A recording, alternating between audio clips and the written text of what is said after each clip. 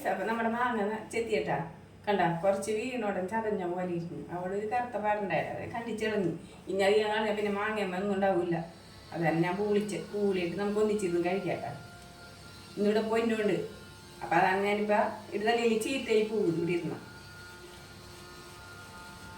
ഞങ്ങൾ ആദ്യം ഈ മാവുമ്പോൾ ആദ്യമായിട്ട് മാങ്ങ ഉണ്ടായപ്പോൾ 2 ഞങ്ങൾക്ക് പഴുത്തിട്ടാ. ആ 2 പഴുത്തിട്ട് 3 മാങ്ങയാണ് ആദ്യം ഉണ്ടായത്. അതിനകത്ത് 1 പുഴു മാത്രമേ ഉണ്ടായുള്ളൂ. ബാക്കി 2 നല്ല സൂപ്പറായിരുന്നു. പിന്നത്തെ കൊല്ലം തുടങ്ങി മാങ്ങയൊക്കെ ഉണ്ടായ 1 പഴുത്തും കിട്ടൂല. ഏക്കത്തിലും പുഴുവില്ല.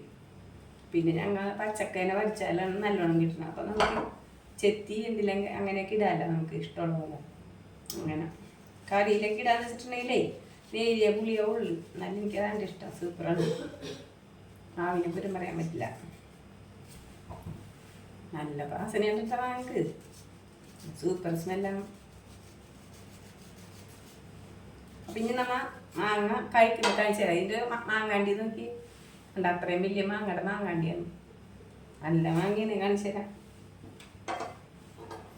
ഇതും കൂടി കണ്ടിട്ട് നിങ്ങൾ പോയിക്കോളൂ. കാണണ്ട കഴിച്ച് കാണിച്ചേനോ?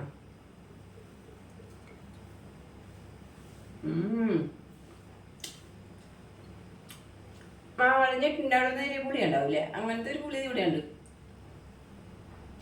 ഇവിടെ നോക്കാം.